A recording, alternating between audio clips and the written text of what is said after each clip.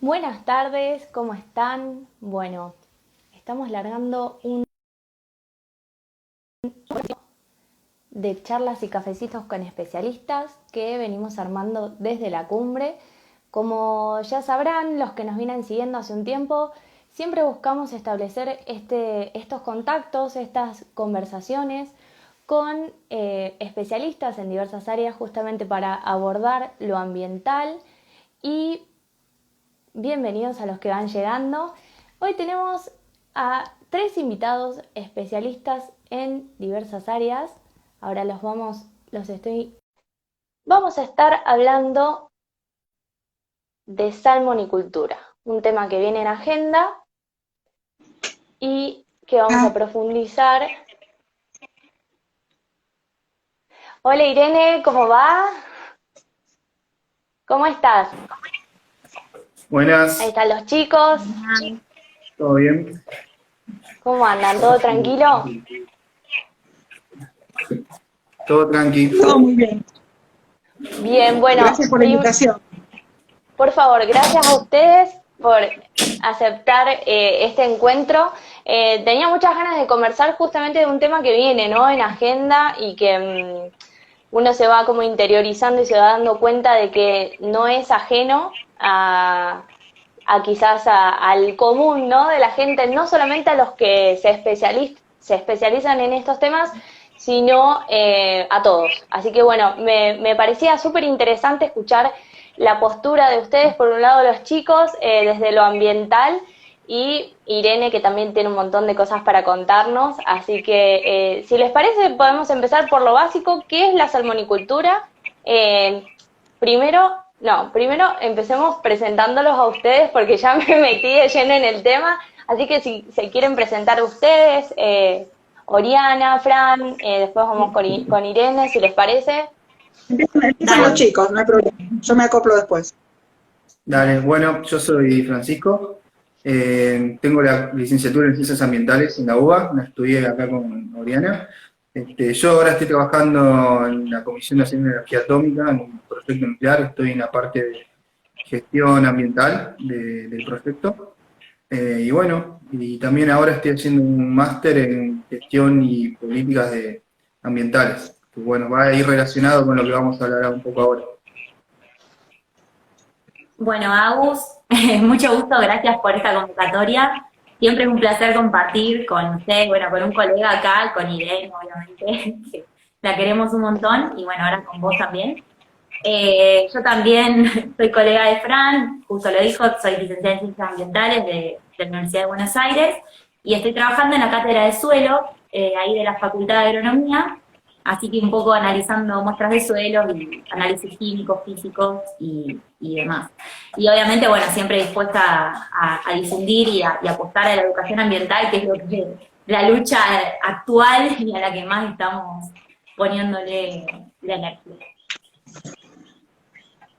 Genial. Bueno, me tocó a mí. Bueno, yo soy Irene Weiss, soy bióloga por la Universidad de Buenos Aires, que es mi carrera de origen, y después en la época que yo estudié no había ninguna opción de hacer nada de ecología, digamos, a nivel superior, entonces me fui a hacer mi primer posgrado a Estados Unidos, a la Oregon State University, con una beca de la OEA. Y después cuando volví, bueno, estuve trabajando para la OEA y después me parece que estuviera hablando no sé, de la época prehistórica, pero no existía ni la computadora Pentium. Ahora cualquier celular de estos con los que nos estamos conectando tiene más capacidad que una computadora Pentium. Cuando aparece la Pentium, los estudios de evaluación de impacto ambiental se empezaron a hacer con mapas digitales. Se trabajaba antes con mapas sobre cartulina, entonces tuve que ir a aprender cómo georreferenciar con sistemas de información geográfica con otra beca de la OEA a la Universidad Autónoma de México, que en la carrera de ingeniería se habían especializado en eso, así que bueno, hice mi segundo posgrado en evaluación de impacto ambiental. Trabajé muchos años como investigadora, fui becaria e investigadora del CONICET, después trabajé en gestión ambiental y me jubilé hace 4 años, a los 60, con 40 años de aporte en el Estado, me jubilé y bueno, y me quedé con mis cátedras universitarias. Ahora estoy dando clase en Ciencias Ambientales en la Universidad de El Salvador, en carrera de grado, en Ingeniería Ambiental, que es una carrera que no existe en la UBA, en la Universidad Nacional de Febrero, y en la Universidad de Buenos Aires, donde estoy hace muchísimos años, estoy en carreras de grado y de posgrado también. Así que bueno, un poco esa es mi formación y ahora me dedico exclusivamente a la docencia universitaria. Aunque no Buenísimo. parezca, soy Bueno, grande, chicos. esta introducción me sirve para demostrar que yo dije que traía gente grosa. Bueno, acá está la prueba contundente, así que genial, me hacen quedar muy bien. Bueno, si les parece, empezamos Gracias a vos con, por la invitación. por favor, si les parece, nos metemos de lleno en el tema, ¿qué es la salmonicultura y o sea, por qué está tan en discusión, ¿no? Su implementación. Bueno, para empezar, la salmonicultura es la siembra y cosecha intensiva de salmones bajo condiciones controladas con fines comerciales. Esta producción podemos compararla con los feedlots de vacas o de cerdos, en donde se engordan a los salmones en jaulas abiertas que se colocan en los océanos. En este caso, lo que quieren hacer es colocarlo en el canal de Beagle, al sur de Tierra del Fuego, donde se comparten aguas del Océano Pacífico y del Océano Atlántico. Y imagínense el impacto que tienen las jaulas, que bueno, cada una tiene el tamaño de una cancha de fútbol. Y eso, bueno, multiplíquenlo por X cantidad que quieran poner según la región, ¿no? Bueno, y hay varios ejemplos. Lo que pasó acá en Argentina es que se prohibió la salmonicultura en aguas abiertas. Se puede realizar en piletas, en tierra firme, lo que pasa es que eso no es rentable para las compañías, para las industrias, entonces ellos prefieren ya tener todo el ecosistema preparado para hacerlo. Si ellos tienen que hacer su propio ecosistema artificialmente no es rentable, entonces no lo hacen. Bueno, y Estados Unidos también, luego de tener 3 décadas de salmonicultura, también prohibió la producción de especies exóticas en aguas naturales. Y Canadá también va camino a eso, a clausurar granjas de cultivo de salmones para el 2025. Así que bueno, se ve como varias empresas del primer mundo, Canadá, Estados Unidos o Noruega, intentan poner esta industria en el hemisferio sur, ¿no? En países que necesitan plata.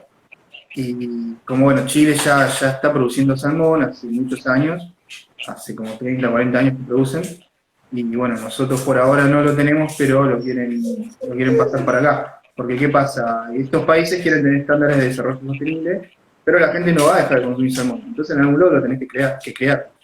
Entonces bueno, vienen a países con necesidad de divisas y con menos regulaciones y controles. Pero bueno, por suerte por ahora se evitó que esto suceda. Bien, y para... Decime, Mari. No, que además que tampoco es que está la rentabilidad, ¿no?, asegurada con esto y lo que es la generación de empleo. Claro. Estábamos debatiendo con Fran. Claro, y podemos, bueno, es lo que vamos a hablar un poco de los riesgos y un poco de los mitos sobre este tipo de industria, ya que algunos ministros o funcionarios salen a hablar de que el ambientalismo bobo no deja que haya producción en el país. Hay varios ejemplos en los cuales se puede mostrar que no es así, porque además de que no hay mucha gente, no hay mucha gente metida dentro de este tipo de industria, la poca que hay, cuando surgen problemas, como por ejemplo en Chile en el 2014, que apareció un virus que se llama ISA, estos virus aparecen por el exceso de químicos y de amontonamiento de las especies en el mar. Es como contrastarlo con los monocultivos o el hacinamiento de vacas en tierra. Surgen estos virus, ¿y qué pasa? Mucha gente se quedó sin trabajo. 15.000 personas de las 30.000 que habían se quedaron sin trabajo directamente por esta causa. También que se está gastando, por ejemplo, Chile gasta 80 millones de dólares al año en productos químicos y antibióticos antiparasitarios para tratar a los salmones. La rentabilidad ahí no es muy alta, que digamos. Y cada vez, al aplicar más antibióticos antiparasitarios, se van originando nuevas cepas, entonces cada vez va a ser más difícil controlarlos, se aplican más dosis, y bueno, eso termina contaminando todo y no soluciona el problema de tener una comida sana. Directamente es un peligro también por el tema de la bioacumulación de sustancias tóxicas en los pescados y en la cadena trófica. Muchos de estos antiparasitarios y antibióticos tienen metales pesados como coadyuvantes, que en dosis muy bajas pueden causar distintos tipos de enfermedades. Por ejemplo, el mercurio causa enfermedades, la enfermedad Minamata se llama, es una enfermedad que puede afectar hasta o hacer embarazar, puede afectar a fetos y también a los hombres se les empieza a caer mucho el cabello, empieza a haber problemas neuronales, de motricidad. Entonces estamos jugando un poco con la naturaleza y los impactos. Tenés muchas más cosas negativas que positivas. Lo único positivo es que un pequeño grupo se vaya toda la plata de la producción y deja un desastre sanitario detrás. Está bien. Entonces, como para ir pasando en limpio, ¿no? Tenemos varios impactos, ¿no? Vos nombraste por un lado, bueno, el impacto ambiental, lógicamente, cómo se contamina el agua. Esto quería preguntarte, como pasándolo a una explicación bien simple, porque, bueno, quizás del otro lado también tenemos gente que no está tan interiorizada en el tema. Entonces, ¿qué impacto ambiental?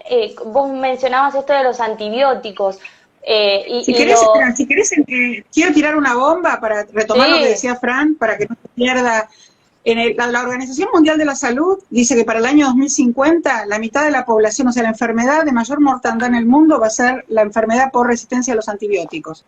O sea, lo que supuestamente nos venía a curar nos va a causar un tremendo perjuicio por la cantidad de cosas que ingerimos que tienen antibióticos, un poco hilando con lo que decía Francisco, ¿no?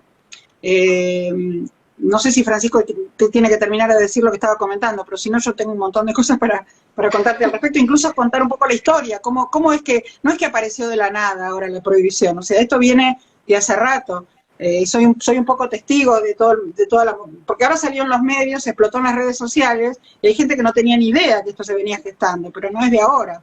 Bueno, si querés, no sé si Irene, vamos algo más o paso a contar, no sé cómo quieran. Sí, como quieran ustedes, si creo. Francisco quiere terminar de redondear lo que estaba diciendo, no, porque yo lo interrumpí. No, está bien. No, bueno, hay varios tipos de impactos, ¿no? Que se juegan en general. Ahí, bueno, yo te doy el punto y vos vas a explicar un poco después tu experiencia que trabajaste ahí y vas a ejemplificar un poco mejor, ¿no? Pero bueno, aparte del tema de los antibióticos, también No sé si es la conexión de ustedes, chicos, que a vos te pasa lo mismo, Agustina, como que se entrecorta la voz de los chicos. Yo los escucho perfecto. Ok. Sí, yo los escucho. Entonces debe ser la conexión. ¿A mí me escuchan bien? ¿Se escucha bien por ahí? Sí. Le preguntamos a la gente que anda por ahí escuchándonos si nos escuchan bien. Tal o cual. se corta, si ahí me puede poner. Sí, ¿no? Sí, díganos si nos escuchan bien, porque nosotros no sabemos de quién es la conexión. Yo, porque a Agustina la escucho perfecto. A ustedes los escucho entrecortados. Bueno, Bueno, yo... ahí sí. Si alguien puede comentar rápidamente, así nos hacemos una idea si seguimos hablando normal o... Claro. Perfecto, Igual dicen ahí, genial. Ahí nos dicen perfecto. Gracias, chicos. Listo. Gracias. Quizás un poco para complementar lo que dijo Fran, que es un poco redondear la idea también, creo que ya la pandemia nos ha demostrado lo que es la manipulación de las especies y tenerlas hacinadas y tener una producción intensiva que lo único que hace es presionar y presionar más el hábitat natural de 1.000 millones de otras especies, como es el océano, que conocemos tan poco de lo que debe haber, y la modificación y el impacto que tiene todo eso. Bueno, y como decía Fran, además de la manipulación de antibióticos y un montón de sustancias químicas y agentes tóxicos que empiezan a estar liberados, y en el mar, ¿no? O sea, hasta dónde llegan, infinito, porque Claro. da la vuelta al mundo esto. El tema del mar es complejo porque no tiene barreras geográficas como hay.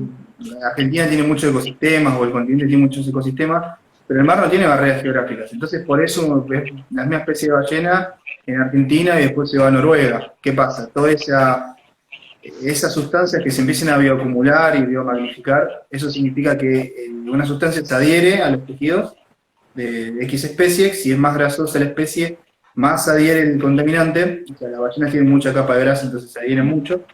Imagínense con el tamaño, que tienen como 15 o 30 toneladas, dependiendo de la especie, la biomagnificación, cómo se agranda ese contaminante, y todo cómo repercute en la red trófica, en la cadena trófica. ¿Por qué? Porque tenés aves también migratorias que comen en Patagonia, pero después se van al hemisferio norte y viceversa. Entonces estás desparramando todo eso por todos lados.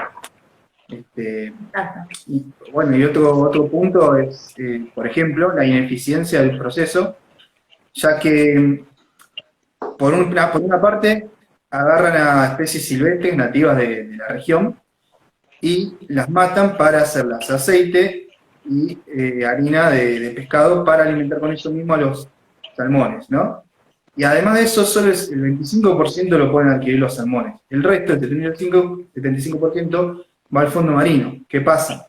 Empieza a eutrofizarse, empieza a perder oxígeno. Si pierde oxígeno, empiezan a disminuir la biodiversidad, la riqueza de especies del lugar, especies que es como un todo, son como un rompecabezas, ¿no? Tenés que, empiezan a faltar piezas, capaz una, dos no pasa nada, pero empiezan a faltar más, y hay piezas que son más complejas, como los predadores tope, y empiezas a cambiar el sistema, un equilibrio natural que se formó millones de años. Entonces, bueno, eso no está bueno. Ese canal de Beagle tiene unas praderas submarinas, así como existe el pampeano, hay praderas de algas, que serían como el equivalente al pastizal para los peces, y el 50% de esos pastizales marinos están en esta zona. El 50% de los pastizales marinos de Argentina están en esta zona. Entonces estás matando la mitad de lo que se pueden alimentar naturalmente las especies de ese lugar, ¿no? Y empiezan a explorar algas tóxicas, y ese afloramiento que empieza, es todo un ciclo, que conlleva a que se termine en un bloom de bacterias, de dinoflagelados o ciertas microalgas. ¿Puedo decir algo? ¿Puedo decir una cosa? Porque, ¿puedo decir una cosa? Porque antes tuvimos un Zoom para ordenarnos, y en realidad está todo muy bien lo que dice Francisco, y apoyo 100% lo que dice, pero está todo muy desordenado, Francisco, yo tengo muchos estudiantes de primer año que no van a entender nada. Entonces tratemos de ordenarnos un poco, de ir, perdóname que te diga esto, de forma progresiva, porque estás mezclando todo, está perfecto. Lo que pasa es que es tanto el impacto, es tan grande el impacto, que ya con todo lo que dijo Francisco ya se habrán dado cuenta. Pero vamos un poco por orden, para explicar primero cómo surgió esto y las distintas enfermedades, las distintas cosas que van pasando, paso por paso, ¿no? Si les parece bien, voy a hacer como una especie de resumen, ¿no? No sé si te parece bien, hago eso. En realidad, en el año 2018, cuando vinieron los Reyes de Noruega, le vendieron todo un proyecto fabuloso a través de una empresa al Ministerio de la Producción para firmar un convenio para supuestamente hacer esta cría de salmones en la Argentina, cosa que no se hacía todavía, pero sí se hacía en Chile, en el canal de Beagle, como decía bien Francisco, compartido con la Argentina. Lo que pasa es que ya la gente de Tierra del Fuego y todo el resto de la Argentina sabíamos, digamos, a través de los medios, porque hoy en día realmente, además de ser el cuarto poder la prensa, las redes sociales son el quinto poder. Entonces las redes sociales, sobre todo de las ONGs, empezaron a movilizarse rápidamente para tratar de impedir esto, porque ya sabíamos los problemas que traían y sabíamos por qué Noruega quería buscar fuera de sus fronteras un lugar donde criar salmones, porque ya ellos no lo iban a hacer en sus aguas por el grado de contaminación que tuvieron, y además porque es prácticamente imposible después hacer un proceso que se llama remediación. Así como en la medicina se cura, en las ciencias ambientales se remedia o se restaura, cosa que es muy difícil de hacer por todos los procesos que contó Francisco que se producen. Eso es muy difícil volver atrás. Entonces, hubo toda una movida también de la academia, de los investigadores científicos, de los profesores. Ahí a nosotros nos llega la información en la universidad, y empezamos a conversar con las organizaciones de la sociedad civil que estaban involucradas.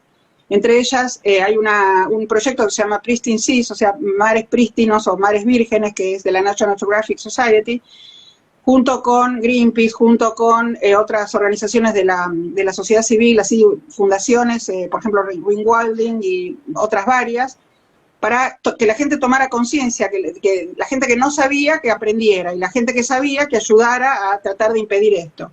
Entonces, en ese momento, en la época del gobierno del presidente Macri, se había firmado un convenio en el cual tenían 180 días para presentar un informe, supuestamente para explicar cómo iban a hacer para medir este impacto. Por supuesto, ese informe nunca apareció, nunca lo vimos, nunca nos lo mostraron a nadie, ni siquiera a la academia, ni a las ONG, mucho menos. Entonces, ahí es donde la legislatura de Tierra del Fuego empieza a moverse y donde surge esta ley 23, que se acaba, para la gente que no está informada, digámoslo, porque hay gente que por ahí no sabe, porque lo digo porque cuando vieron el flyer, cuando lo puse en mis redes sociales, me empezaron a preguntar en privado de cuándo era esto, y les dije, es la ley 23, la ley provincial de Tierra del Fuego, del 30 de junio de este año, o sea, ahora. Hace 10 días, hace exactamente 10 días, o 9 días. Entonces, bueno, por supuesto esto explotó, salió ahora en todos los medios, fue trending topic en Twitter, por ejemplo, y qué sé yo, pero hay mucha gente que se desayunó de la nada. Entonces, retomando un poco lo que decía Francisco, que estuvo muy bien explicado, y ordenándolo un poquito, lo que él mencionaba, la enfermedad ISA, la ISA es la sigla en inglés de una infección, se llama anemia infecciosa de los salmones, esa sería la sigla en inglés. Y es una enfermedad que los salmones tienen yo trabajé muchos años en peces y trabajé 7 años con un convenio con Chile. Y a mí nadie me contó lo que pasa con los salmones, yo lo viví. O sea que por eso lo puedo contar. Esto empezó en la década del 80 en Chile, fines de los 70, principios de los 80, cuando yo terminé la licenciatura. Trabajé 7 años, nosotros habíamos hecho un convenio, estuve trabajando en la Patagonia y analizábamos las aguas de los lagos del sur, sobre todo los lagos de origen glaciario y toda la red fluvial de algunas cuencas, y hicimos un convenio con la Universidad Austral de Chile en Valdivia para estudiar también los lagos del lado chileno. Los lagos del lado chileno, ya había varios lagos, todavía no estaban en el canal de Beagle del lado chileno como están ahora, pero sí había en el lago Villarrica, en otros lagos, estas granjas que mencionaba Francisco, que son enormes en el medio. Ustedes imagínense un lago de origen glaciario con aguas cristalinas de deshielo, que de pronto se llenen con el alimento que comentaba Francisco, que es totalmente ineficiente, porque en vez de comer los salmones, por empezar los salmones son animales exóticos, ya de por sí es un problema que sean exóticos, pero cuando son exóticos y entran acá, por ejemplo, para pesca con mosca, ellos pueden migrar en los ríos para reproducirse, pueden comer su alimento natural. Si comen, por ejemplo, crustáceos, se vuelven como pasa con los flamencos, por ejemplo, que ya tienen el color natural, de naranjado, rosado, rojo, depende, ¿no? Del pigmento del bichito al que comen. Pero ¿qué pasa? En los criaderos se vuelve gris la carne, y como la comida entra por los ojos, entonces, además de ponerles antibióticos para prevenir esta enfermedad, que producen, ahora vamos a contar las enfermedades que tienen los salmones justamente por estar hacinados, además de eso, les daban un colorante, porque la carne es gris, la carne en cautiverio, como no comen eso, comen un alimento balanceado, se necesitan 3 kilos de pescado para producir harina de pescado para el alimento para 1 kilo de salmón. O sea, ahí está un poco la ineficiencia de la cual hablaba Francisco, claro. No tiene ningún sentido. Además la carne es gris y bueno, no parece que a la gente no le gusta, que en el sushi no queda bien que sea gris, entonces debería ponerle colorante. Imagínense que hay empresas en Europa, hay una muy famosa en Holanda, que tiene toda una carta de colores. Yo recién cuando nos juntamos antes por Zoom, les comentaba, tiene una carta de colores como si fuera la pintura de la pared, donde cada productor elige más rojo, más rosado, sí, bueno, ridículo. Después, se le da una serie de antibióticos que, como yo les decía al principio de esa bomba, es que para el año 2050 ya la Organización Mundial de la Salud prevé que la mitad de la población se va a morir por eso, por resistencia a los antibióticos, porque no vamos a poder soportar ninguna enfermedad bacteriana. Es más, esto es un virus lo que afecta al salmón. Lo que pasa es que como no sabían cómo tratarlo, ni sabían qué era, les daban un antibiótico, cosa que tampoco tiene mucho sentido para un virus, pues ya sabemos que los antibióticos son efectivos con las bacterias, y hasta cierto punto, ¿no? Porque cuando ya tienen resistencia ya no sirve. Eso por un lado. Después, por otro lado, quiero explicarles un poco qué pasa con los salmones hacinados en tan pocos metros cúbicos de agua. Ellos tienen un sistema inmunológico que está adaptado a tener espacio, a poder moverse. Por supuesto que en esas jaulas, como decía Francisco, del tamaño de una cancha de fútbol, tienen espacio, pero son mucha cantidad, entonces se mueven hasta que se chocan con algo, y entonces el movimiento es limitado. Entonces ellos tienen un sistema inmune que está potenciado con un mucus que producen sobre las escamas. Entonces, ese mucus, o sea, hay un parásito común de los salmones, que tiene un parásito que es un copépodo bastante grande, no es como los copépodos del plancton. Para mis estudiantes de biología, que ya saben lo que son los copépodos, no es el común del fitoplancton, es uno más grande, que es parásito, que hay 2 particularmente que parasitan a los salmones estos en cautiverio, que se llama piojo de mar o piojo de los salmones. De piojo no tiene nada, porque no es un insecto, es un crustáceo, pero bueno, lo llaman así. Entonces, este bichito lo que hace es, se alimenta del mucus, que lo protege, le saca parte del sistema inmune, Ustedes me escuchan bien, ¿no? ¿Sí? ¿O se entrecorta? Genial. Ok, Bien, bien. bueno, entonces, y además le chupa sangre, entonces los peces se empiezan a debilitar. Y ahí es donde les empiezan a dar medicamentos y cosas, bueno. Por otro lado, estos peces en tanta cantidad son muy atractivos para los lobos marinos y un montón de animales de la fauna fueguina, en el caso de que estén en Tierra del Fuego, ¿no? Bueno, pasa del lado chileno, obviamente. Entonces, ¿qué pasa? Los lobos marinos tienen la capacidad de poder romper estas jaulas, poder meterse, entonces liberan los salmones, empiezan a quedar sin barreras, como bien decía Francisco, se van, o sea, esto queda libre. Y además estas jaulas que se empiezan a deteriorar por la ruptura que producen estos animales intentando comer estos peces, se terminan yendo al fondo del mar y bueno, eso no se puede recuperar, es un desastre. Además, todo el exceso de materia orgánica, no solamente del alimento, que es el exceso, digamos, de lo que sobra, de lo que le tiran, que también ha pasado en los lagos glaciarios esto, todo ese exceso, el 75% se desaprovecha, o sea que el 75% de ese alimento balanceado, más las heces, o sea, la materia fecal de los peces, pasa a los fondos marinos de aguas totalmente cristalinas, que eran aguas de lo que se llama oligotróficas. Oligo quiere decir poco, ¿no? Oligocracia es un gobierno de pocos, oligotrófico es pocos nutrientes. O sea, son aguas muy cristalinas, cualquiera que haya ido al canal de Beagle hacia Tierra del Fuego, haya hecho una excursión, se asoma por la embarcación y ve que se ve una profundidad increíble, donde están también esas algas marrones, las algas feofíceas, que eso también es una producción local muy importante, el que se llama cachilluyo, acá lo llamamos, y en Chile también lo llaman parecido, es lo que en inglés se llama kelp, de ahí viene el nombre kelper de los habitantes de las Islas Malvinas, porque ellos eran, digamos, lo primero que hacían era tener esos, digamos, eso como un recurso para venderlo, porque a los países de Asia y de otros lados comen muchas de estas algas. Es una alga feoficia marrón, son lo que se llaman bosques marinos, mal llamado bosque, porque no es un bosque, además es un alga, pero es una alga enorme, y todo esto, imagínense, con esa cantidad de nutrientes, eso se deteriora y se pierde esa fuente también, que es muy importante incluso para los pueblos originarios de la región, los pocos pueblos originarios que hayan quedado, ¿no? Y es una actividad productiva. Además afectaría muchísimo el turismo. Bueno, todo ese exceso de nutrientes, y con esto termino un poco para darles un poco el paso a los chicos, ese exceso de nutrientes, ese 75% de fósforo, nitrógeno y carbono, que es justamente lo que necesita cualquier cadena alimentaria para empezar, desde los productores a después seguir con cada eslabón. Bueno, todo eso va a parar, se convierte en un estado primero mesotrófico, después eutrófico y después distrófico. O sea que hay zonas que se vuelven pantanosas cerca de la costa, cosa que no ocurría jamás en lugares donde el agua es de origen glaciario, donde viene de deshielo, que era totalmente cristalino. O sea, en una palabra, se vuelve un ambiente totalmente disfuncional para cualquier otro uso que ustedes quieran hacer, por la ganancia de unos pocos, como decía Francisco.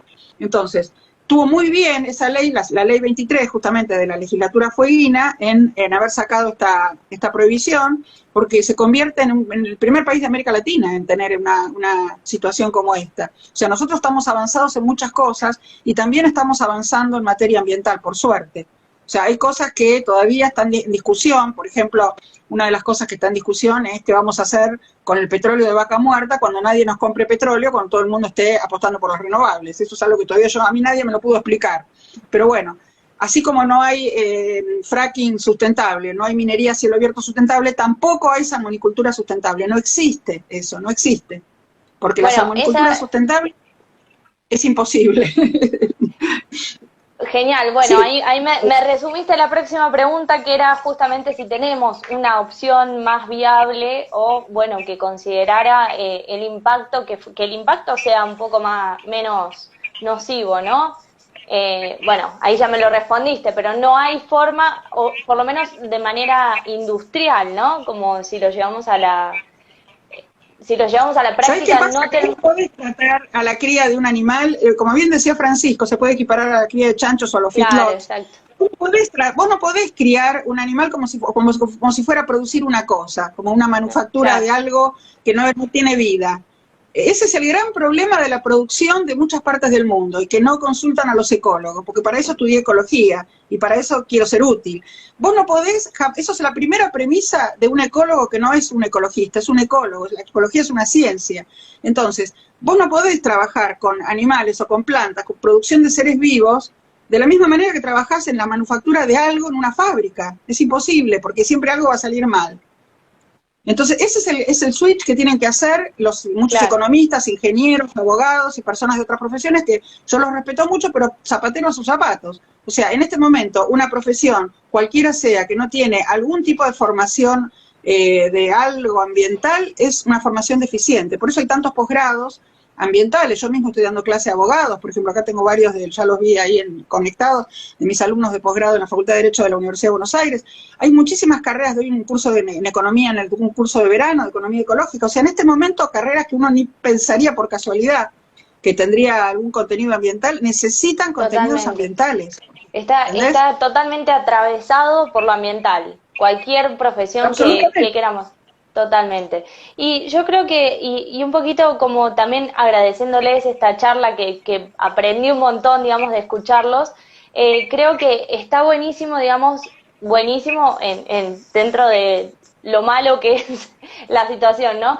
Pero que estas situaciones nos lleven no solamente a hablar desde lo ambiental, sino que sean interdisciplinarias, inclusive intergeneracionales, o sea, nos ponen a discutir estos temas porque nos atraviesan y nos golpean a todos. Entonces me parece que eso está buenísimo, que hoy estemos hablando, dos licenciados en ciencias ambientales, una bióloga y ecóloga, acá una comunicadora social. Necesitamos empezar como a abrir estos canales de comunicación y poner sobre la mesa estas cuestiones que si no quedan relegadas como al que hace el estudio de impacto ambiental, y no, en realidad estamos hablando de algo mucho más importante.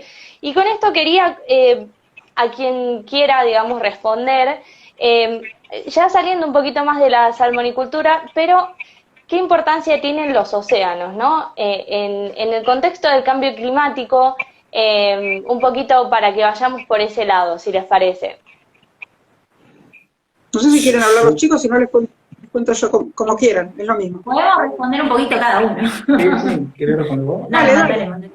No, creo que ahora toca ustedes, después hablo yo. Creo que las dos principales, una es la regulación térmica de los océanos y la absorción de carbono por parte de los corales y los moluscos que usan conchas y bueno, todo eso. Y bueno, y la otra es la biodiversidad que hay. No se conoce totalmente la biodiversidad que hay en el mar porque, bueno, cuestiones tecnológicas no se puede llevar a ciertas profundidades o necesitas un equipo especial y hay uno en 1.000.000. Entonces, yo creo que, bueno, van esas cosas: regulación térmica, captura de carbono y biodiversidad. Sí, esto que se llama sumidero, ¿no? El gran sumidero de carbono que más capta. O sea, yo traduzco para los que no saben. Un sumidero absorbe el dióxido de carbono. Los únicos que pueden transformar una fuente inorgánica de carbono en una fuente orgánica para las cadenas alimentarias son las plantas, las algas en este caso. Más de la mitad del oxígeno que nosotros respiramos proviene de las algas. O sea, cuando se habla de los bosques como pulmones del mundo, en realidad no es que sea absolutamente un error, pero en realidad los bosques son muy importantes por muchos otros factores. Pero en realidad la mayor cantidad del oxígeno proviene del mar. Y eso es algo que durante mucho tiempo no se aclaró lo suficientemente bien en los libros así de geografía, de los manuales de texto de las escuelas, ¿no? Sí, y también como regulador del clima, justamente. Si no me equivoco, y ustedes quizás me van a sacar como del error, me parece que lo que hace que los océanos en sí sean tan importantes es que el bosque produce mucho oxígeno, pero a la vez consume mucho oxígeno, ¿verdad? Entonces, los océanos son grandes captadores de dióxido de carbono y a la vez productores de oxígeno, si no me equivoco. Exacto, porque las algas tienen un cuerpo que se llama talo, no tallo, talo con L, ¿no? Y entonces, todo lo que les sobra, porque en realidad el oxígeno en la fotosíntesis es un elemento no deseado, que lo eliminan porque les sobra del agua, digamos, cuando lo absorben el hidrógeno y el nitrógeno necesario para los compuestos de carbono, les sobra oxígeno y lo liberan. Y eso hizo que justamente el resto de los seres vivos después evolucionaran, la gran mayoría, con respiración aeróbica, ¿no? Pero en los bosques, es como vos decís, es como cuando uno piensa, por ejemplo, en el sueldo, para hacer una comparación que todo el mundo entienda. El sueldo que figura en el recibo y el que te dan a vos de bolsillo, después de todos los descuentos que te hacen de obra social, de jubilación, qué sé yo.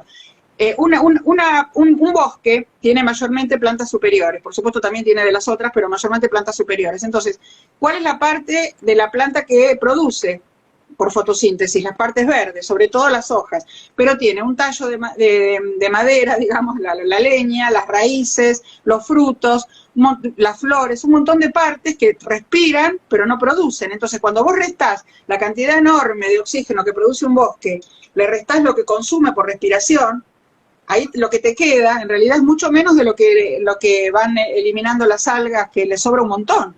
Porque la mayoría de las algas son unicelulares en el océano, salvo, bueno, algunas excepciones que son o filamentosas o que tienen así otro tipo, como la que mencioné antes, ¿no? Como el kelp.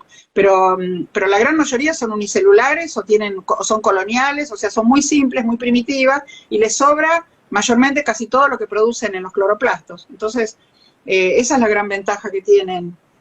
Es así como Entonces, vos lo dijiste, exactamente.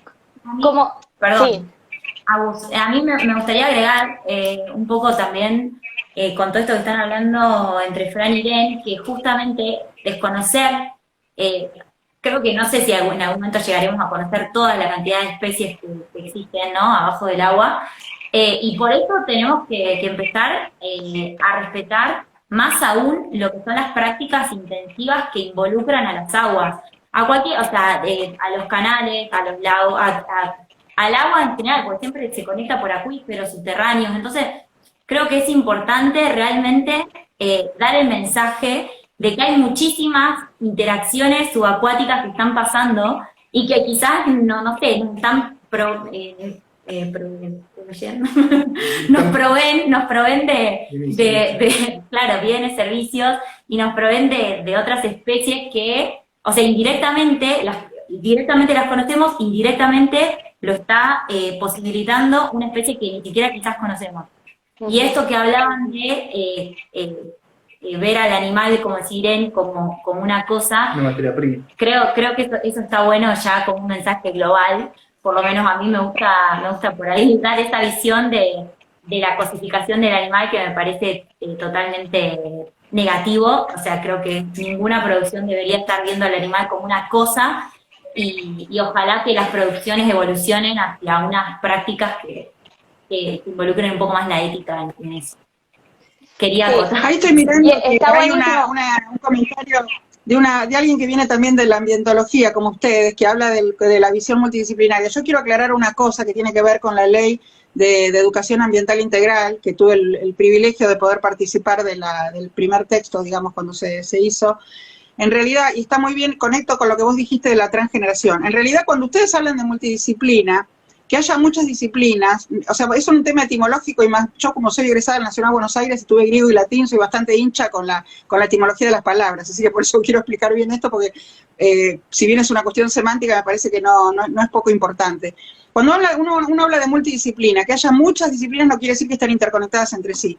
Cuando vos decís interdisciplinario, bueno, yo me puedo llevar bien, por ejemplo, con un geógrafo, con un geólogo, y a lo mejor el abogado con el economista, pero por ahí no tiene diálogo con un ecólogo, por ejemplo. Entonces, la única manera de lograr eso y que haya realmente una visión holística, como lo prevé la ecología, es la transdisciplina.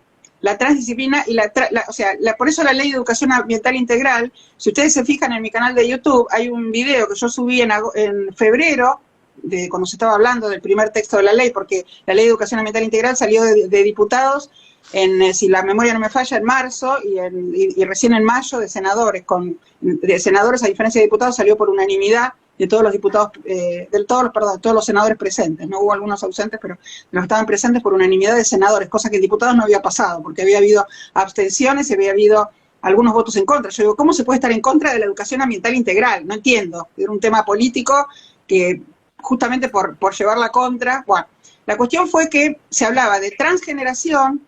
En ese video yo lo puse en el mes de febrero, de la cuestión transgeneracional, me refiero a lo ambiental, ¿no? La transdisciplinario y transjurisdiccional, porque los problemas ambientales no conocen de jurisdicciones, ni de fronteras de provincias, ni entre países. Entonces, así como este año nosotros, en todo lo que fue el año de la pandemia, en realidad tuvimos un montón de avances. Salió la ley Yolanda, en homenaje a Yolanda Ortiz, que fue la primera, no solamente mujer, sino que en la época que en el ministerio todavía no era de ambiente, no era ministerio, la secretaría, fue la primera secretaria de ambiente de toda América Latina, o sea, de la Argentina y de toda América Latina. Era química, Yolanda, yo la conocí, fue un gran privilegio, no hace mucho que falleció, bastante grande, y ella fue bastante digamos, autodidacta en los temas ambientales. Y a mí me tocó varias veces cruzarme con ella en congresos, incluso me tocó una vez moderar una mesa redonda donde ella intervenía, y era divina, era una persona increíble, y además todo lo que aprendía leyendo sola, porque cuando yo estudié química, a mí nadie me explicó todas estas cosas, ¿no? Ahora los químicos, por supuesto, tienen química ambiental, o en algunas universidades se llama química, mal llamada química verde, pero también le llaman así, pero no en la época en que ella había estudiado, ¿no? Ella era doctora en química. Entonces salió la ley Yolanda en honor a eso, a ella, por la cual todos los funcionarios tienen que por lo menos saber algo ambiental. No pueden decir, yo no sabía, firmé esto por ignorancia. O sea, tienen que saber, van a tener que aprender. Y si firman algo por algún interés o por alguna cuestión que no tiene que ver con el bien común, donde puede estar involucrado la corrupción, no pueden decir que ellos eran ignorantes de ese tema. Ya eso lo pueden decir, lo pudieron decir en el pasado, hoy ya no lo pueden decir más. Después la ley de educación ambiental integral. Ahora vamos por la ley de humedales, que es otra cosa, que hubo 15 proyectos y todavía no hay ninguna ley, que yo la estoy siguiendo, entró en Comisión de Recursos Naturales antes de Navidad en el 2020. Todavía falta que pase por una serie de comisiones, después que entre a recinto, que se apruebe, que pase a diputados, con toda la misma historia, que se apruebe, después que se reglamente una vez que se sancione, y después que se cumpla. Porque si no va a pasar como la ley de bosques, que en el 2007 se sancionó, hasta el 2009 no se reglamentó. ¿Y por qué no se reglamentó? Porque nadie se preocupó. O sea, 70 organizaciones de la sociedad civil, encabezados por la Fundación Vida Silvestre Argentina, se preocuparon. Yo comento esto porque los chicos son muy jóvenes y por ahí en el 2009 todavía seguramente estaban estudiando, pero yo lo viví, digamos, estuve en ese proceso, y no solamente se reglamentó en el 2009 después de una lucha tremenda, sino que nunca se cumplió. Y si yo les preguntara a ustedes, ¿cuándo piensan que se talaron más bosques en la Argentina? ¿Qué me dirían ustedes si yo les hiciera esa pregunta? Porque eso está documentado. ¿Cuándo se talaron más bosques? ¿En qué momento?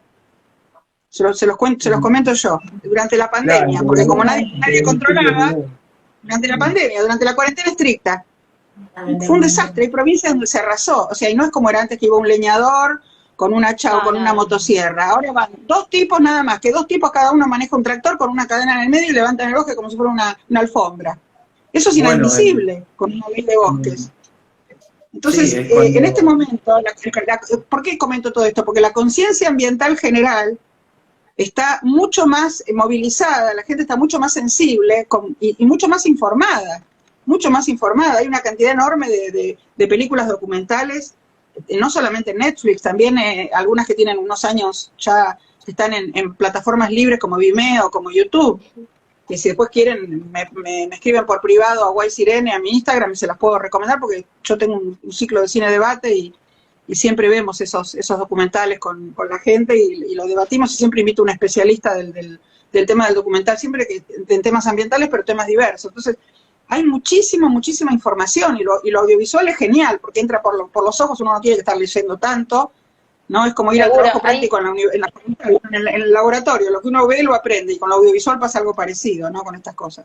Tal cual. Ahí, ya que Fran, no sé si querías agregar algo. Por lo menos viajamos con algo. Sí, no, iba a sumar algo a lo que decía Irene, del tema de la deforestación, que, o sea, imitando un poco lo de la salmonicultura que estábamos hablando, cómo un sistema intensivo está llevando a cabo. ¿Qué sistema intensivo está llevando a cabo la deforestación? Bueno, los monocultivos, más que nada soja, maíz, y bueno, la ganadería, que pasó de ser extensiva a ser intensiva, en filos. O sea, en vez de tener 10 vacas en 100 hectáreas, tenés 10 vacas en 20 metros cuadrados, lo cual conlleva un nivel de presión sobre el ecosistema muy grande. Y bueno, quería tener un dato, que desde que empezó esta expansión de la frontera agrícola hacia el norte, todo lo que es Santiago del Estero, Chaco, Salta, Formosa, hasta desde el 96 hasta ahora, se deforestaron 8 millones de hectáreas, casi. Que sería una superficie más grande que España. Entonces, imagínense, deforestamos todo un país, básicamente. Y ni siquiera es que el país salió adelante y sigue creciendo. Entonces, la idea es cortar un poco con el mito de que para que entren divisas y crecer, tenemos que sacrificar y contaminar todo. No, no es necesario. Un ejemplo simple, cualquier creación tecnológica o aplicación o movimientos digitales que hoy en día, con la venta de un buen producto digital, estás evitando, puede ser equivalente a hacer 100 hectáreas de monocultivo de soja. ¿Entendés? Entonces, Argentina sigue basada, encaprichada, capaz, los gobiernos que pasan, en seguir explotando los recursos como que si estuviésemos en el 1800 o en el 1900, y hoy en día la plata, sacando todo el tema de la corrupción, ¿no? Que, bueno, si la plata aparece bien, la plata viene más por el lado de las tecnologías, de la investigación, la ciencia, entonces no podemos andar dependiendo de qué cultivar, qué animal explotar, o además si le suman los efectos del cambio climático y todo el desastre y desequilibrio ecológico que está abriendo, un año tenés sequía, otro inundación, toda la producción que hiciste se va al tacho, entonces no tiene mucho sentido seguir enfocándose así. Claro, la semana pasada casi nieva, hoy hace 20 grados, o sea, eso de las plantas, aunque no parezca, las vuelve loca, porque las plantas tienen un mecanismo fisiológico en los cuales perciben las temperaturas y las horas de luz y oscuridad para florecer, para que haya sintonía en las hojas, para tener polinizadores, un montón de cosas. Y esos cambios están, entre comillas, enloqueciendo, ¿no?, a la naturaleza, y la naturaleza necesita reordenarse. Y se va a reordenar de una manera en la cual los humanos no importamos. Entonces, por eso es importante tener en cuenta estos factores que es muy difícil, el ser humano no creo que tenga la capacidad de saber todo, por ahora, pero tratar de hacer el menos impacto posible ya con las cosas básicas que se saben.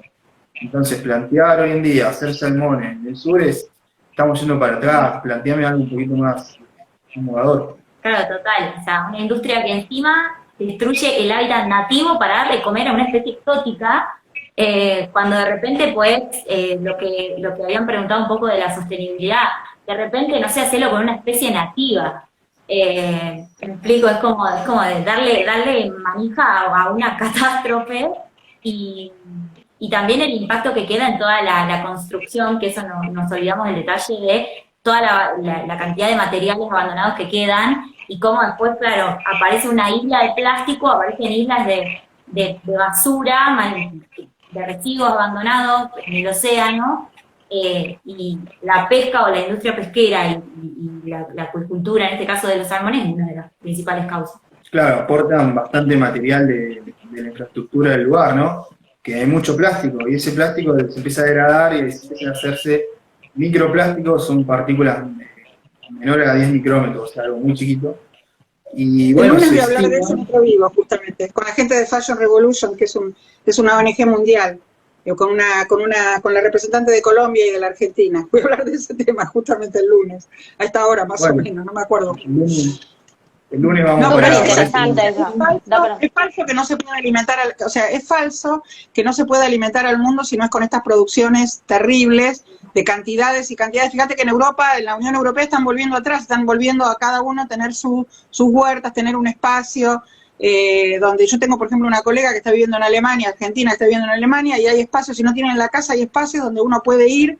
Por supuesto que cada uno respeta, Alemania no es la Argentina, porque acá nos pisotearíamos todos, pero cada uno respeta ahí su espacio, puede cultivar sus propias verduras, igual que tiene espacio en la casa. Yo, por ejemplo, tengo mi jardín y tengo el privilegio de poder cultivar en mi casa, pero es falso que no se pueda alimentar, o sea, que haya que alimentar al mundo de esa manera, con toda esa cantidad de plaguicidas, fertilizantes, o en el caso de los salmones, con antibióticos, con antiparasitarios y tanta porquería, ¿no?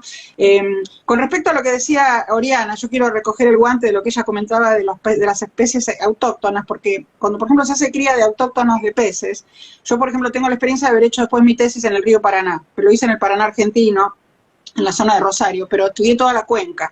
Lo que pasó en el Paraná, en Brasil, hubo lo que se llamó la era de las represas, ellos pensando que era energía limpia, después se dieron cuenta que transformar un río en un embalse traía muchísimos problemas por la hidrogeomorfología, no por los cambios. Entonces ellos hicieron estaciones de piscicultura porque no se dieron cuenta que el Paraná tiene peces migradores autóctonos, es más, no solamente son autóctonos, sino son endémicos, como el sábalo, el dorado, el surubí, por ejemplo, ¿no? El manguruyú, hay varias especies. Entonces, nosotros tenemos los mismos géneros, pero por ahí alguna otra especie distinta de Brasil. Las de Brasil son un poco más grandes. Cuando ellos dicen todo más grande del mundo, tienen razón, porque los peces al ser tropicales son en general un poco más grandes, pero son de las mismas familias. En general son los mismos géneros, pero otra especie. Y hubo algunas barreras geográficas, por ejemplo, en las grandes cataratas, como por ejemplo en el caso de Itaipú. Itaipú cubrió 7 caídas, 7 quedas se llama en portugués, los saltos de Guairá, como se llamaba en la época de los guaraníes, que los peces no podían pasar ni aguas abajo alimentarse porque esa catarata de basalto cristalino que los lastimaba, se morían y no podían ir aguas arriba porque era un salto muy alto. Entonces fue una barrera geográfica, a pesar de estar en el río, los peces no podían pasar. Entonces ahí hubo una especiación, los mismos géneros tenemos de especies distintas. Pero ¿qué pasó? Al hacer embalses, en el caso en particular de Itaipú sí hicieron dispositivos para que los peces pasen porque es posterior. Pero en la década del 50, los que se hicieron en toda la alta cuenca, por ejemplo en el río Tieté, que pasa por San Pablo, que hubo que darle energía y agua a todas las metalúrgicas del Gran San Pablo, que como ustedes saben es el conurbano más industrializado de toda América del Sur. Lo que pasó ahí fue que se dieron cuenta que los peces no podían pasar y que morían al pie de la presa de encontrarse de pronto con esa pared, entonces empezaron a hacer estaciones de piscicultura, hicieron cooperativas, bueno, en determinadas crecientes los peces igual salían de los tanques, pero no había demasiado problema porque igual eran peces autóctonos. Pero lo que empezó a pasar, que se dieron cuenta, cuando fue pasando el tiempo y dejó de haber controles suficientes por parte del Estado, que eso también es otro tema, el tema de los controles no es un detalle menor y a veces el Estado no tiene personal suficiente para estar controlando, estar auditando todo el tiempo.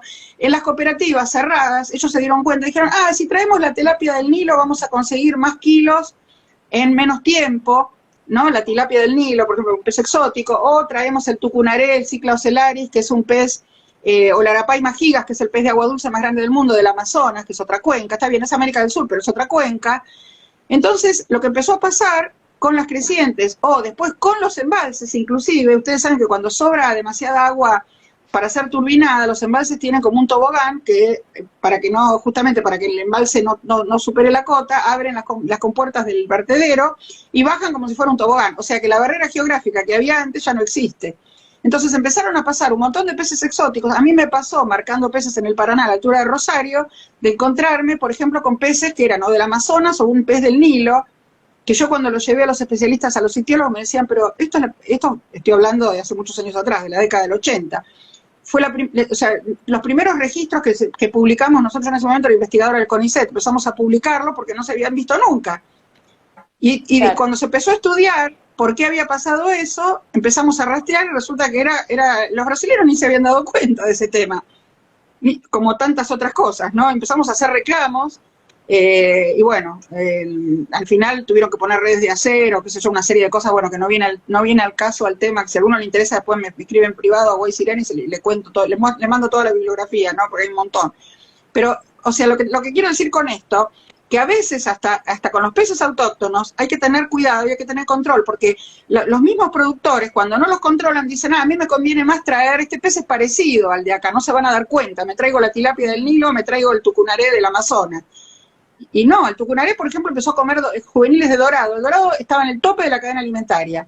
El dorado es un pez bravo y estaba en el tope de la cadena alimentaria. Empezaron a comer juveniles de dorado. Entonces, la Fiesta Nacional del Dorado, que existe, digamos, toda la cuestión cultural respecto del dorado, está desde la época de los pueblos originarios acá. Y después la Fiesta Nacional del Dorado y todo, resulta que empezaron a aparecer cada vez ejemplares más chicos y nadie entendía por qué. Claro, porque no los dejaban llegar a cierta edad porque los peces estos exóticos se los comían. ¿Y de dónde venían? De los criaderos de piscicultura del Paraná Superior. Así que es todo un tema que todo tiene que ver con todo, como decíamos con Oriana. La complejidad. Sí, a mí me gusta un concepto que usó Irene en una entrevista que yo vi, porque bueno, uno se prepara para estos vivos con gente copada, el efecto mariposa o el efecto dominó, ¿no? O sea, no sabemos por qué pasa, pero pasa, o sea, está todo sumamente interconectado, ¿no? Entonces, bueno, puede pasar que uno no, como decía Oriana también, quizás, digamos, nos abastecemos de ciertos productos, por así decir los productos, ¿no? Pero de ciertos servicios de la naturaleza que en realidad están siendo, digamos, producidos o efectuados por especies que no conocemos. Entonces es sumamente complejo, ¿no? Así es. Yo creo que lo que sacamos en limpio es que la salmonicultura es, o sea, es inviable por donde se lo vea.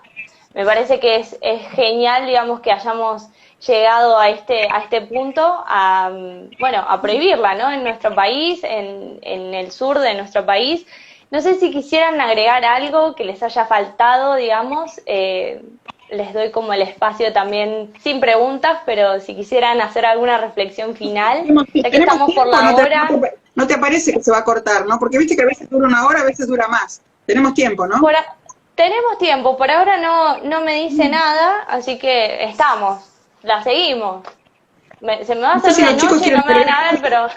Yo te preguntaría si tenés 14 horas, porque para decir hay un montón de cosas, pero quiero darles un poco de espacio a los chicos que hablaron un Sí, poco. no sé si comentaron algo, Agus, no sé si leíste si alguien hizo alguna pregunta.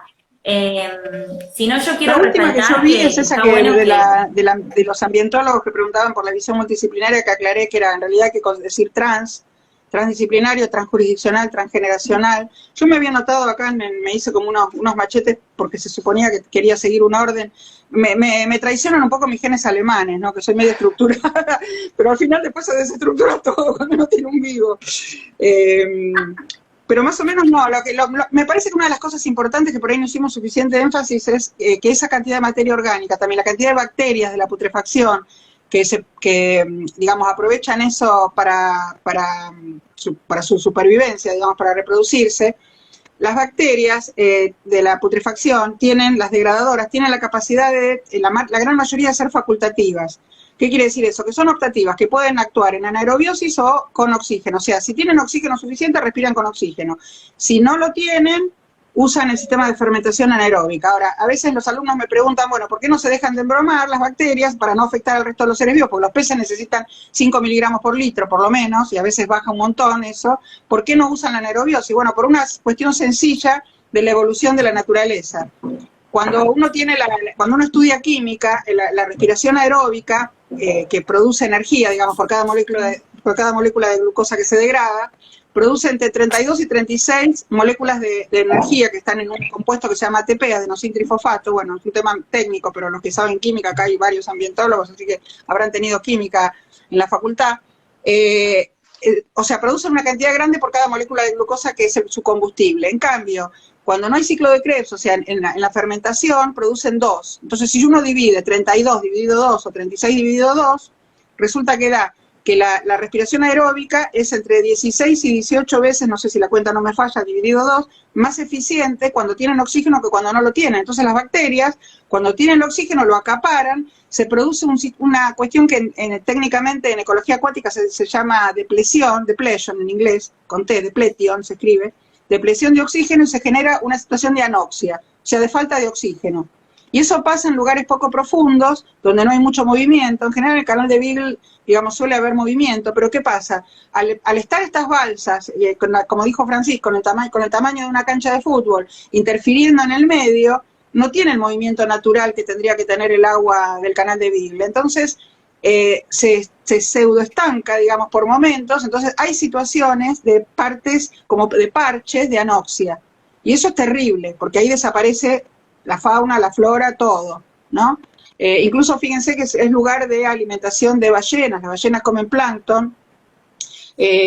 Bueno, como creo que lo mencionó Francisco, los mamíferos marinos son los animales, sobre todo los cetáceos, como las ballenas y los delfines, son los más perjudicados por esta cantidad de antibióticos, porque como en el caso de los delfines particularmente, que comen peces, los odontocetos, que son los que tienen dientes, son los que comen peces, porque las ballenas comen plancton, pero los antibióticos les afectan un montón. A la ballena no por el nivel donde está de la cadena alimentaria, porque el delfín está más arriba, digamos, en la cadena, pero por la cantidad de plancton que come una ballena, digamos, por las toneladas de krill, por ejemplo, que tiene que comer. Y el krill también está, o sea, todo se contamina con esos antibióticos y esos antiparasitarios. Y aparte, hay otro tema que que tampoco, de eso no hablamos nada, y también cuando hicimos el Zoom previo yo me olvidé de comentárselos. Cuando estas granjas de salmón se iban a instalar, se suponía que iban a crecer mucho las poblaciones costeras, justamente en virtud de la gente que iba a trabajar en el mantenimiento de estas canchas, entre comillas, o sea, de estas balsas, ¿no? de salmones. Entonces, todo eso, si no hay cloacas suficientes, o aunque hubiera cloacas, mandan la cloaca al mar, porque no van a estar haciendo planta de tratamiento, eso no estaba previsto. Entonces, imagínense el grado de deterioro que hubiera causado ahí en esa zona, sobre el mar, porque ya está pasando con la mayoría de las poblaciones costeras en el Atlántico, ¿no? Ayer jueves, a la noche tuve clase con mis alumnos de una maestría que certifica el BID, que son gente de posgrado de América Latina, y tuve gente de la Patagonia y de otros lugares de América, y me decían, por ejemplo, un muchacho que trabaja en Puerto Madryn, de Caleta Olivia, me contaba que a 3.000 metros ya están mandando el caño con efluentes de materia orgánica, y ya ahora lo van a hacer más lejos todavía, pero lo que pasa es que, como decía Francisco, no hay fronteras en el mar, entonces, ¿qué hacemos? ¿Lo mandamos lejos? No existe lo de lejos, en algún momento vuelve eso, de alguna manera el impacto después vuelve, ¿no? Es un tema muy complicado, que no es sencillo de hablarlo en una hora y pico, no sé el tiempo de un vivo, pero hay muchos factores que hacen al impacto, o sea, por donde lo miren es inconveniente, desde todo punto de vista, porque si somos siempre si somos un poquito también, sí, un poco egoístas, también si vamos a la salud humana, o sea, no es viable por ese lado, ¿no? Yo leía que el salmón de criadero tiene 60% más de los antibióticos que el ser humano puede consumir. Entonces, si ya vamos como, bueno, mi propio beneficio, no tiene sentido. Entonces, es como inviable a nivel socioeconómico, a nivel salud pública, es súper complejo y bueno, genial que estemos contando, ¿no?, esta victoria ambiental. Y hay un tema más que tiene que ver con estas poblaciones locales que se iban a ubicar. A través de esas cloacas iban a llegar por la orina y la materia fecal medicamentos que toma la gente. Mirá, yo tengo un tesista en Estados Unidos, yo doy clase en un curso acá del mes de enero, aprovechando que no tengo universidad acá, en la universidad donde yo estudié, que allá empieza el semestre de invierno el 6 de enero, después de Reyes, cuando terminan las vacaciones de invierno de las fiestas. Y me decía un alumno, bueno, tengo un tesista que es de la zona de Nueva York, estudia en el oeste, pero es de la zona de Nueva York, que está estudiando justamente en la desembocadura en el mar, en el Atlántico, está viendo por qué se están feminizando las poblaciones de peces mayormente de peces. Y entonces empezaron a hacer análisis de agua, y eso que tienen plantas de tratamiento allá, pero las plantas de tratamiento lo que hacen es eliminar toda la parte bacteriana o todo lo que digamos que ya se sabe que tienen las aguas hervidas, pero lo que no pueden eliminar son los medicamentos. Yo sé que acá hay varias personas que son del Centro de Profesionales Farmacéuticos, donde estoy con ellos en un chat y algunos se iban a conectar, justamente me habían dicho ahora en el vivo, por ahí vi dos que son de ahí, así que como son farmacéuticos es interesante que ellos también se enteren de esto. Resulta que hay medicamentos, en Estados Unidos se usa mucho un antidepresivo que se llama, genéricamente es el Prozac, con Z, Prozac, que es la droga de la felicidad, que es un antidepresivo que toma mucha gente, porque en Estados Unidos cuanto más plata tenés parece que tenés más problemas, ¿no? Entonces la gente no es feliz por tener todo eso, por tener tanto, por hiperconsumir. Entonces toman esa porquería y cuando van al baño, por supuesto, todo eso se va y también usan medicamentos de otro tipo, que son disruptores endocrinos. Entonces todo eso, cuando llega al mar, hay determinados mecanismos en la naturaleza que hacen que, ustedes saben que los peces no es como nosotros, que ya nacemos con el sexo, como la mayoría de los vertebrados superiores, que tenemos las mujeres XX, los varones XY.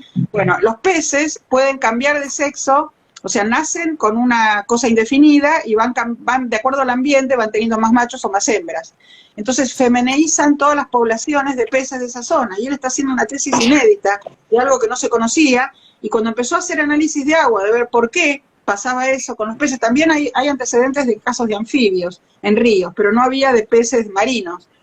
Era por la feminización de estos peces, era porque se hicieron estudios de laboratorio, no por la descarga de estos medicamentos que vienen a través de la cloaca, o sea, del inodoro, digamos, ¿no? O sea, eso en las aguas hervidas no se trata, y eso va después al mar. Así que hay montones de cosas que empiezan a aparecer ahora, ¿no? Y que uno dice, pucha, pero ¿esto de dónde salió? O sea, cada vez estamos peor. Y son cosas de las que no se conocía nada, o sea, no sabemos casi nada de eso. No, yo tengo un colega, Albertito, le decimos Albertito, pero el doctor Alberto Kornblit, de Biología Molecular en la facultad, que él siempre dice, la ciencia es una suma de verdades transitorias. Y es verdad, es así. Lo único permanente es el cambio en la ciencia. Tal cual. Las ciencias ambientales más que ninguna, la biología en sí. Tal cual. No, la veo el perro, no tengo Perdón, está mi perro, que me pido disculpas si escuchó algún ruido o algo. No, Acá no, yo me ya- sorprendo ya- porque mis mascotas también. Ya Yo te dio cuenta que pasó la hora y... No lo pude sacar porque estaba durmiendo la siesta en el sillón, ahora se levantó y lo vi con ganas de querer subirse, porque como no lo doy bolilla, si se vuelca, si se tira el celular, ya me pasa varias veces que me tira el trípode en medio del vivo, me tira el trípode. Sí, ya tenemos... No, Sí. queríamos sumar un datito más. Acá con Fran estábamos diciendo también que lo que implica también esta cría intensiva, ¿no? O la práctica de la agricultura, también involucrar lo que es la matanza de otras especies para proteger justamente a estos jaulones, a estas mega construcciones que hacen. O sea que además estás matando no solo para darles de comer, sino para evitar que rompan las jaulas y estas cosas que estuvo contando Irene. Claro, o sea, además son mamíferos tope los que matan, o sea, delfines chilenos, delfines australes y también ballenas. Y fíjense también, no sé si vieron, en estos últimos meses, esa imagen que pasa un avión volando por la plataforma marina de la Patagonia y cómo están esperando en la milla 200, la cosa es así.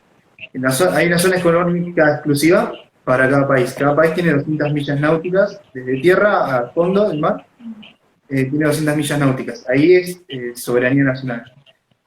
Los buques extranjeros, los pesqueros extranjeros, mayoritariamente China, España, Japón, esperan en la milla 201. O sea, cuando se hace de noche, pasan hasta la milla 198 y pescan todo por ahí. Entonces no los podés agarrar porque siempre se van hasta la milla 200. O sea, la prefectura o la marina no puede pasar a milla 200. Y bueno, y mucho de esa pesca que hacen también va para alimentar a estos salmones que están en Chile. O sea, le están sacando especies al mar argentino para alimentar a una producción de salmones en Chile y también en otros países del hemisferio norte, o directamente para consumir esos peces. Y a su vez también están matando a los delfines, las ballenas, que son los predadores tope, ¿no? Son los que regulan la cadena trófica.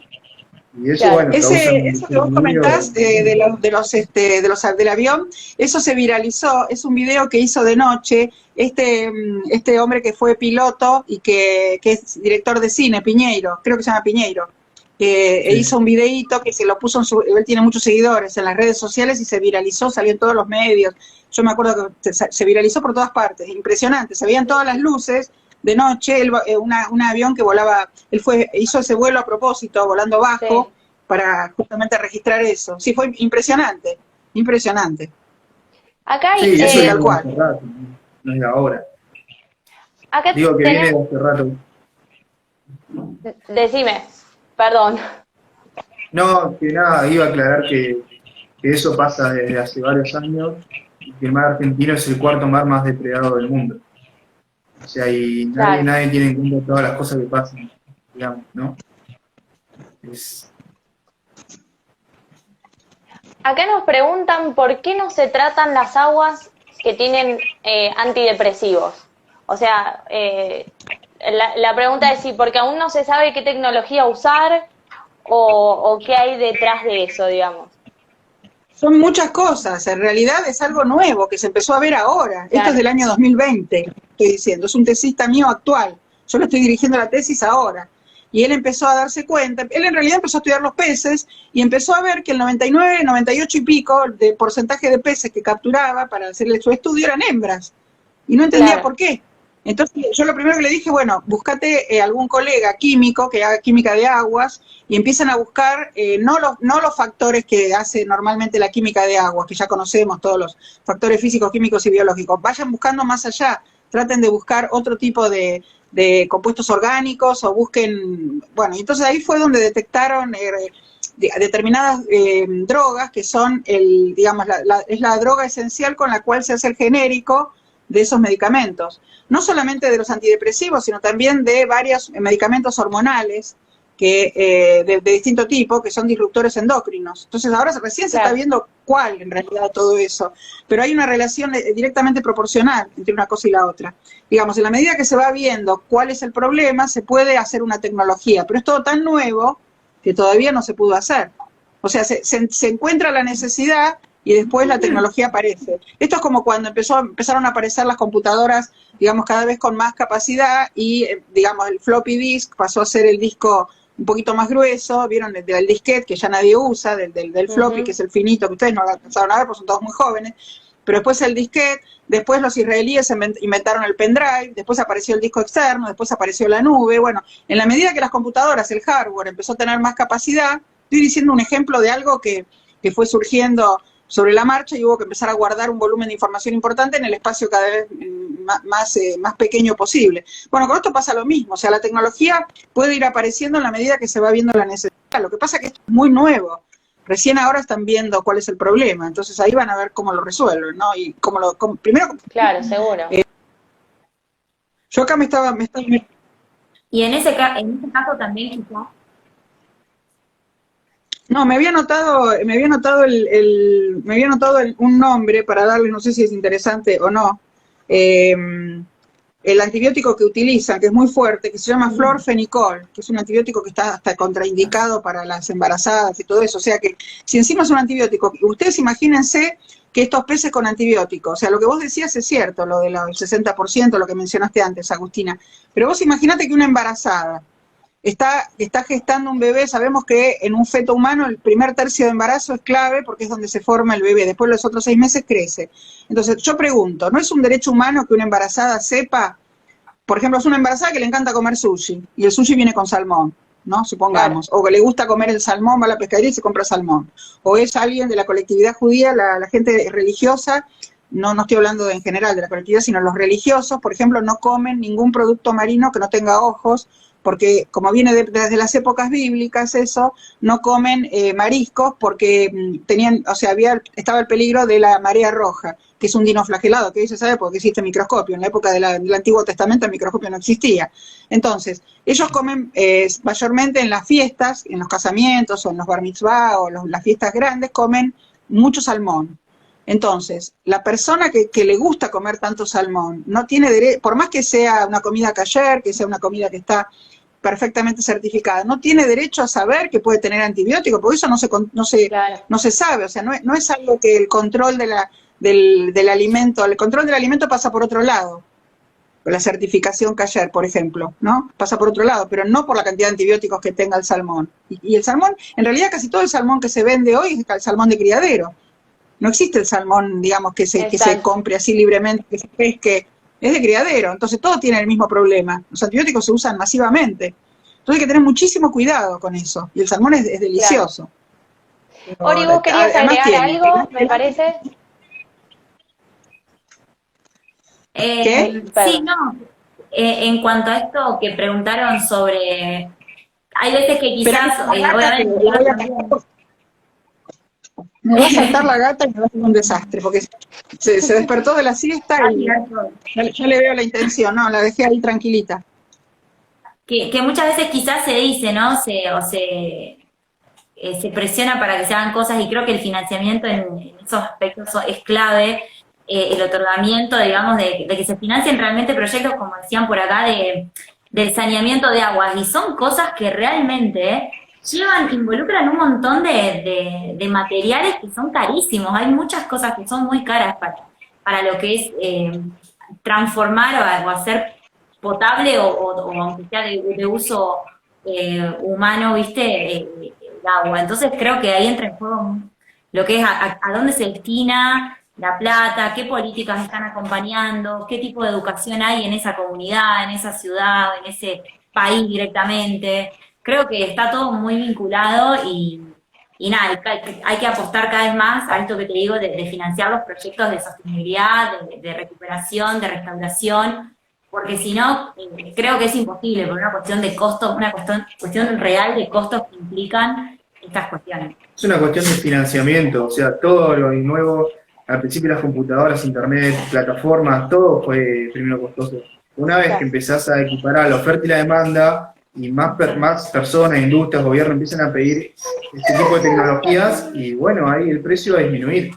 es una cuestión más económica, oferta-demanda, ¿no? Ponerlo Y en el también mercado. ponerlo en el mercado y Se llama, también que la eso gente... se llama costos fijos, o sea, en la medida que la gente empiece a consumir más y se empiece a producir más, los costos fijos se dividen en mayor cantidad de gente, Exacto. eso yo lo aprendí de mis alumnos economistas, entonces los costos fijos se dividen entre mayor cantidad de gente y entonces lo podés licuar de alguna manera que todos pagan.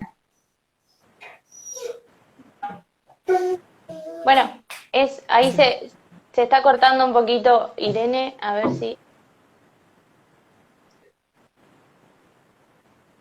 Que fueron los primeros celulares, ¿no? Y Claro. ahora un celular, hasta el celular hoy, cualquier celular más o menos mediano, Bueno, mediocre, es barato. Es lo mismo que está pasando con las energías renovables, ¿no?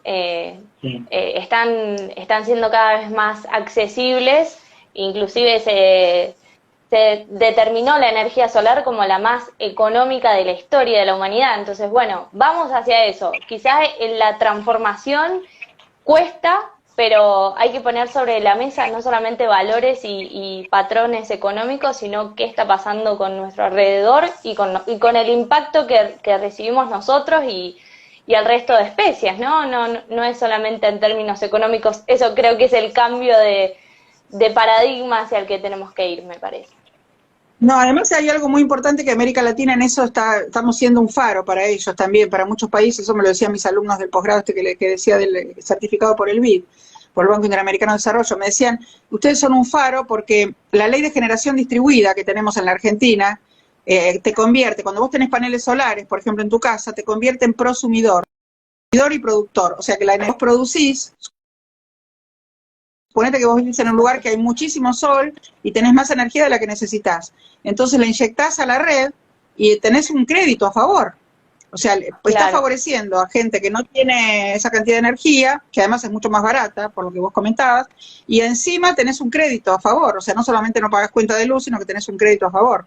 O sea que nos convertimos en productores, consumidores, prosumidores. Surgió la palabra esa, ¿no? De ser prosumidor. Tal cual. Irene, te voy a cortar porque ya me avisó que estamos en la recta final. Okay. Tengo miedo que desaparezca. Sí, pero está buenísimo esto. Tal cual. Guardalo, guardalo, por favor. Lo guardo nos ahora escriben, enseguida. Ahí tienen el flyer, tienen las redes sociales de todos. Así que Terra Humanita, ¿cómo es el de Francisco? Guía Animal. Cumbre Ambiental y yo soy Guay Irene, así que nos escriben en privado y les contestamos lo que quieran. Bueno, gracias a los tres por acceder a este encuentro, súper rico en información, y gracias a toda la gente que estuvo hasta ahora, 1 hora y media metimos, así que feliz Día de la Patria, yo con mi escarapela. Feliz Día de la Patria. Está, muy bien. Bueno, muchas gracias y que terminen bien el viernes. Chau, chau. Igualmente, gracias.